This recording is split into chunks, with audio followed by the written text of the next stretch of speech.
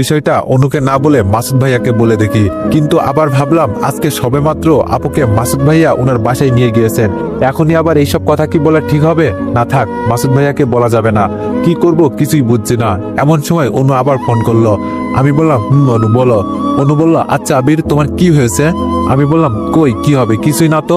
অনু বলল, আবির বলো না কি হয়েছে আমায়। আমি বললাম আরে কি হবে, কিছুই না। মাসুদ ভাইয়া এসেছিল, আপুকে নিয়ে গেলেন। অনু বলল, তার মানে আপুকে মাসুদ ভাইয়া মেনে নিয়েছেন?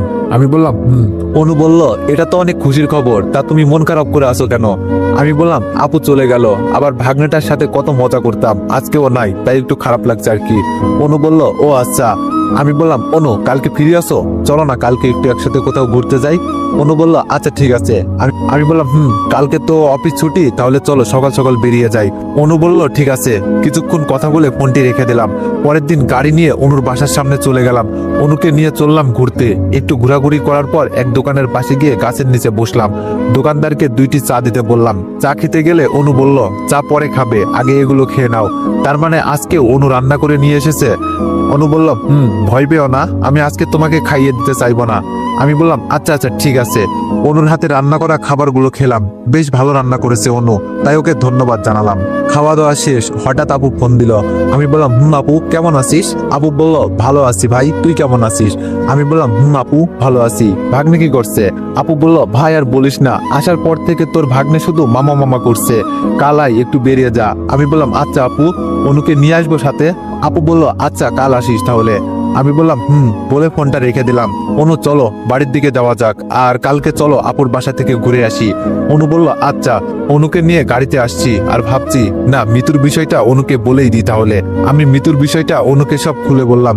অনু বলল, মিতু যে আমার বান্ধবী, আমার ভাবতেই অবাক লাগে আমি ওর বান্ধবী ছিলাম। আমি বললাম দেখো অনু, আজকে সব সমস্যা ও ভুলের সমাধান হয়েছে, কিন্তু মিতুর জন্য মনে হয় আবার নতুন করে সমস্যার সৃষ্টি হবে। অনু বলল, না আবির কিছুই হবে না, মিতুকে অপুর সাথে মিলিয়ে দিলেই তো সবকিছুর সমাধান হয়ে যাবে। আমি বললাম ঠিক বলছো, কিন্তু একবার ভেবে দেখছো কি, আমার এক হাতে আপুর পুনরায় ফিরে পাওয়া সুখের সংসার, আর অন্য হাতে মিতুর ভালোবাসার নামের পাগলামি। আমি বললাম একটু এদিক সেদিক হলেই আবার আপুর সংসারটা ভেঙে যাবে অনু। অনু বলল, তুমি শুধু শুধু টেনশন করছো, এমন কিছুই হবে না আবির। আমি বললাম না হলেই ভালো। অনুর বাসার সামনে পৌঁছে অনুকে নামিয়ে দিলাম। বাসায় এসে রুমে বসে আছি, হঠাৎ আব্বু আমার রুমে আসলো। আমি বললাম আব্বু কিছু বলবা? আব্বু বলল, না মানে তোর আপু তো চলে গেল, এবার তুই বাসায় একজনকে নিয়ে আয়, বাসাটা খালি খালি লাগছে বড্ড। আমি বললাম আব্বু কাকে আনবো বুঝলাম না। আব্বু বলল, তোর মা বলছিল তুই বিয়ে কর, আর তুই নাকি অনুকে পছন্দ করিস, আমরা কি ওর পরিবারের সাথে কথা বলবো? আব্বুর কথা শুনে আমি কিছুটা লজ্জা পেয়ে গিয়ে মাথা নাড়িয়ে হ্যাঁ সূচক উত্তর দিলাম। আব্বু বলল, তাহলে বাবা আমরা